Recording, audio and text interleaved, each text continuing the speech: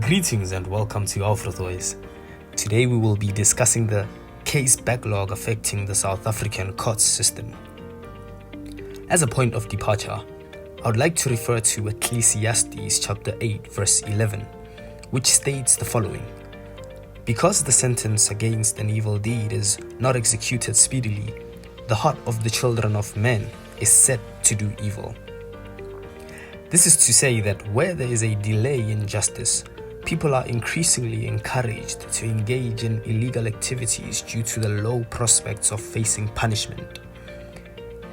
This partly explains the South African context when considering the fact that the most common cases in the backlog characterizing the country's court system are rape, murder, and assault.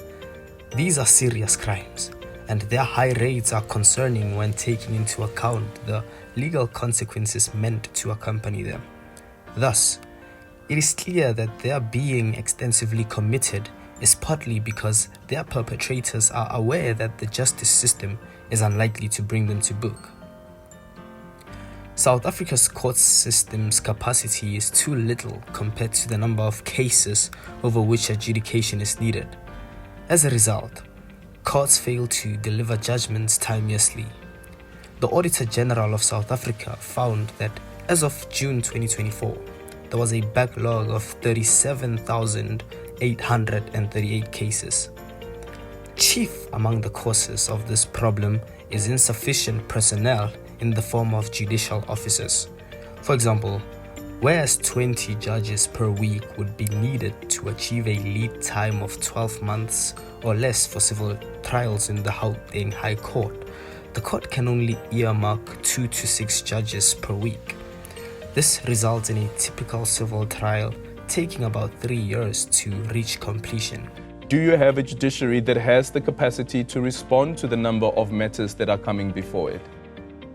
You have a judiciary that is capacitated to deal with a certain workload. The workload we are dealing with, we are not capacitated to deal with. We don't have the judicial post to deal with the workload that's here. So we can take that blame. It's not the first time we've said our workload is increasing, right? We've been saying we need the creation of more judicial posts. We don't have them. And frankly speaking, I think it may be a blessing in disguise that this crisis is here, because the powers that be will hear and will understand what the situation is, because there's no meaningful access to justice. You can't blame the judiciary for this. We can. A solution that has been discussed to a large extent is that of making use of properly regulated alternative dispute resolution mechanisms to lessen the burden on the court system. ADR refers to the act of resolving legal disputes outside of the usual court processes. Mechanisms such as mediation have been cited as alternative means by which litigation can be avoided where practicable. However, among the factors pushing back against this idea is a situation where trial lawyers encourage their clients to opt for the litigation route.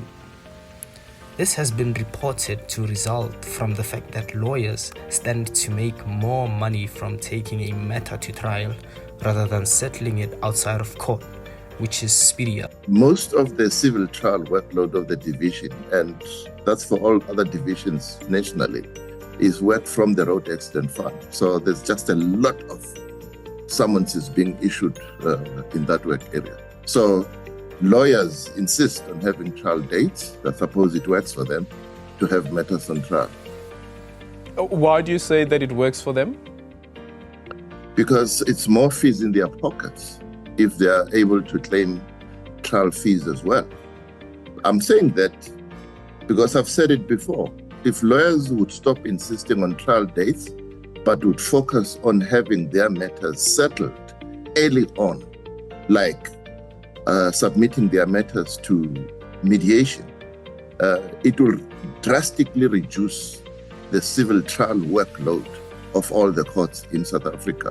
But once a trial takes its time, with all the pleadings being exchanged, everything being done, by the time it gets settled on the trial date, then the fees that have been generated are far above than they would have got had they settled the matter early on. And I'm saying that deliberately.